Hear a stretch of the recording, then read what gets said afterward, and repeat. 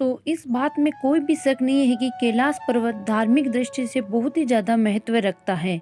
कैलाश मानसरोवर हिंदू धर्म में सबसे ज्यादा पवित्र जगह मानी जाती है। ये जगह अभी तिब्बत में स्थित है और जैसे कि आपको पता होगा कि चाइना ने तिब्बत के ऊपर कब्जा किया हुआ है। इसके चलते हुए कैलाश पर्वत पर भी चाइना गवर्नमेंट का हक है, लेकिन वह अगर अपना हक दिखाने की थोड़ी भी कोशिश करते हैं तो वह हक्की बक्की रह जाती है। इसके बारे में भी हम आपको बताएंगे। वैसे तो कैलाश पर्वत पर चढ़ना 2001 से ही चाइना गवर्नमेंट ने बैन किया हुआ है, लेकिन चाइनीज गवर्नमेंट के साथ कुछ ऐसी घटना हुई थी जिनके बाद वह कैलाश पर्वत के ऊपर चढ़ने के नाम से ही कांपती है। चीन ने 1990 व 1996 के बीच कैलाश पर्वत पर चढ़ने की कोशिश की थी, लेकिन ये कोशिश इतनी भयानक साबित हुई कि चीन ने यहाँ पर जाने पर ही बैन लगा दिया। सबसे पहले चीन ने 17 वैज्ञानिकों की एक टीम को कैलाश पर्वत के ऊपर भेजा। इस टीम में कुछ चाइनीज थे तो कुछ जापानी, लेकिन इन साइंटिस्ट के साथ क्या हुआ किसी को नहीं पता, क्योंकि ये वहां पर गए लेकिन उन्होंने एक डेट फिक्स की थी कि हम इस डेट तक वापस आ जाएंगे, लेकिन ये वापस आए ही नहीं। फिर कुछ रेस्क्यू टीम को भेजा गया ये देखने के लिए कि वह अभी जिंदा है या नहीं, लेकिन वहां पर जाके पता चला कि 17 के 17 की मौत हो गई है। लोगों का मानना था इनकी मौत कमजोरी या बहुत ज्यादा खराब मौसम की वजह से हुई थी, लेकिन असली वजह अभी तक कोई नहीं जानता। इनमें से एक भी जिंदा नहीं बचा। साथ ही इनका जो कैमरा था वो भी काम नहीं कर रहा था, पूरी तरीके से बंद था। इसके बाद भी चीन ने हार नहीं मानी, क्योंकि उन्हें जानना था कि कैलाश पर्वत को इतना पवित्र माना जाता है और इतना ज्यादा ताकतवर माना जाता है, आखिरकार उसके ऊपर क्या है। ऐसी कई सारी कथा है जिन पर यह बताया गया है कि कैलाश पर्वत पर शिव जी का घर है, साथ ही स्वर्ग लोक जाने का रास्ता।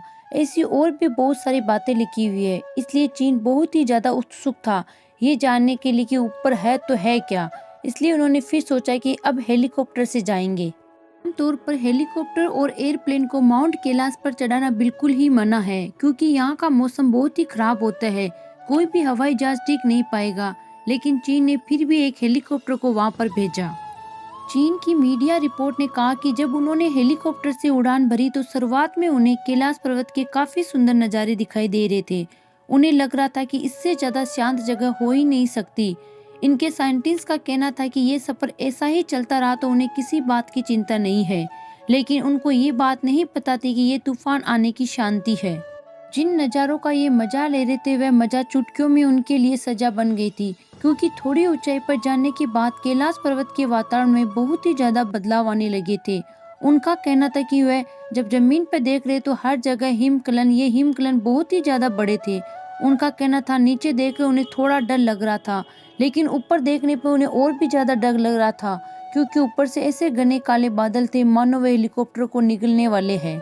जैसे ही ये और ऊंचाई पर गई बिजली कड़कने लगी, काफी जोर से बर्फबारी होने लगी। इतने ऊपर ऑक्सीजन लेवल भी कम हो जाता है, जिसके चलते इंजन भी अच्छे से काम नहीं कर रहे थे और हवा का प्रेशर इतना ज्यादा था कि हेलीकॉप्टर को कंट्रोल करना बहुत ही ज्यादा मुश्किल हो गया था।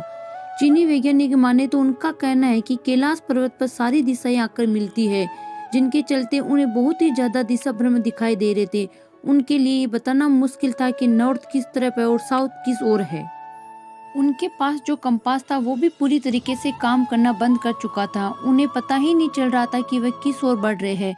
उनके लिए बस एक ही डायरेक्शन था, वह था ऊपर जाना।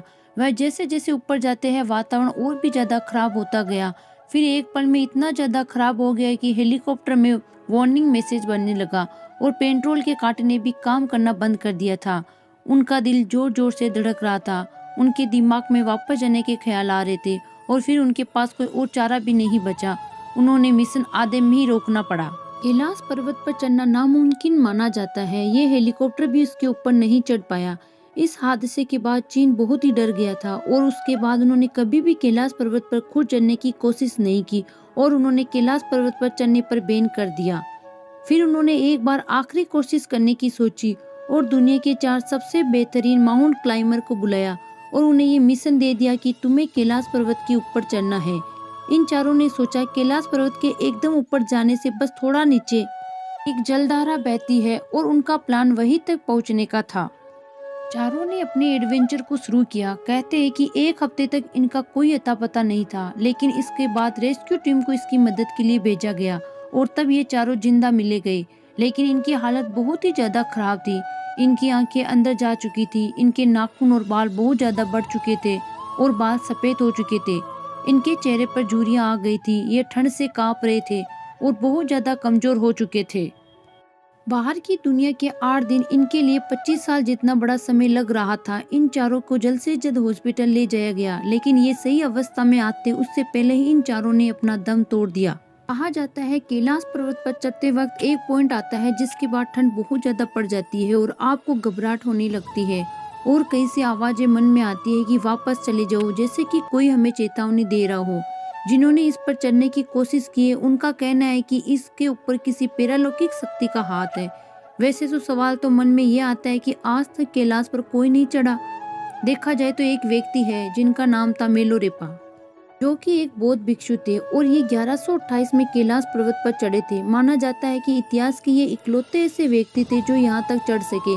कैलाश पर्वत से नीचे आने के बाद इन्होंने किसी से बात नहीं की थी, इसके चलते हम ये पता नहीं लगा सके कि ऊपर क्या है, और उन्होंने अपने किसी भी लेख या भाषण में ये नहीं कहा कि वह ऊपर गए थे। बस लोगों का कहना है कि मेलोरेपा पहले से काफी तेजस्वी थे। इन कैलाश के ऊपर से आने के बाद उनमें बहुत बदलाव आया था। उनकी आंखों को देखकर ऐसा लग रहा था कि उन्होंने दुनिया का सच जान लिया हो। उनका स्वास्थ्य पहले से ज्यादा बहुत ही अच्छा था, फिर भी उन्होंने 7 साल के बाद इस दुनिया को छोड़ दिया। दोस्तों, कैलाश पर्वत के बारे में कई और खास बातें हैं, जैसे कि धरती की एक ओर उत्तरी ध्रुव है और दूसरी ओर दक्षिणी ध्रुव है। दोनों के बीचों बीच स्थित है हिमालय, और हिमालय का केंद्र है कैलाश पर्वत। वैज्ञानिकों के अनुसार ये धरती का केंद्र है। ये ऐसा केंद्र है जिसे एक्सिस मुंडी कहा जाता है। एक्सिस मुंडी अर्थात दुनिया की नाभिक या आकाशीय ध्रुव और भौगोलिक ध्रुव का केंद्र।